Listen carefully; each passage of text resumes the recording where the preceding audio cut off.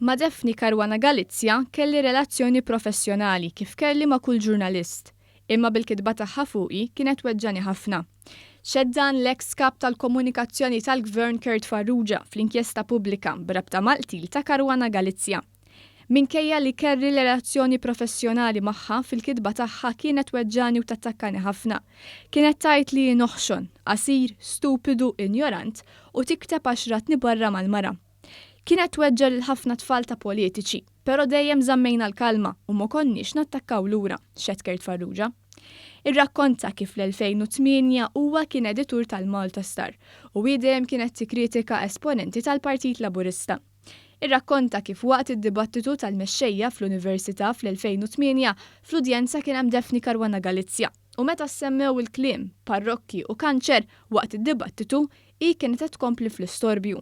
Dakinhar huwa kien għamel rapport fuq dan. Qal li Defni mhux dejjem kienet tagħti informazzjoni korretta, hawnhekk semma l-istorja ta' Grant u kifex dan kollu ma' Joseph Muscat. Kurt Farrugia qal li wara l-elezzjoni tal-2017 Defni Caruana Galizia kienet naqset id-doża fuq il-gvern u bdiet tikteb ħafna fuq l-elezzjoni għal kap tal-Partit Nazzjonalista. Mistoqsi dwar dakinhar li nqatlet Caruana Galizia x'qed eżatt bħalma qal Joseph Muscat.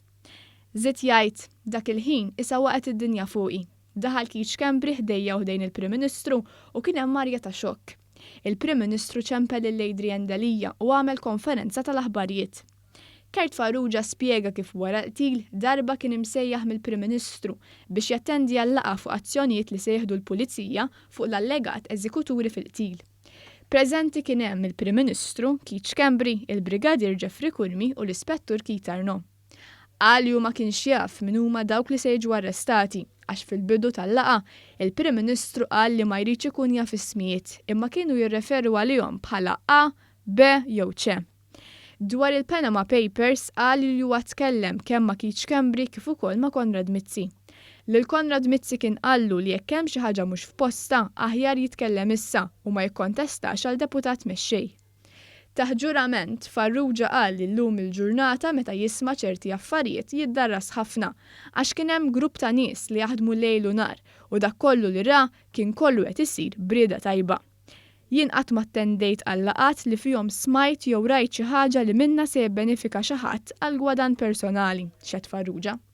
Qal li huwa gburi bix-xogħol li jagħmel il-Partit Laburista kemm fuq aspett soċjali kif ukoll dwar libertajiet ċivili. Mistoqsi dwar Jorgen Fenech, Kurt Farrugia qal li kien jaf li Kiċ Kembri kien jaf li Jorgen Fenech, iżda ma kienx jaf li huma viċin ħafna. Dwar l-allegazzjonijiet ta' 17 Black, Kurt Farrugia qal li huwa kienet jingħata tweġibiet mhux sodisfaċenti minn Kiċ Kembri. Waqt ix-xhieda, oħd Defni Caruana Galizia deret fittex affarijiet minn fuq il-laptop tagħha sabiex id-deputat nazzjonalista Jason Azzopardi isaqsi lil Kurt Farrugia dwarhom.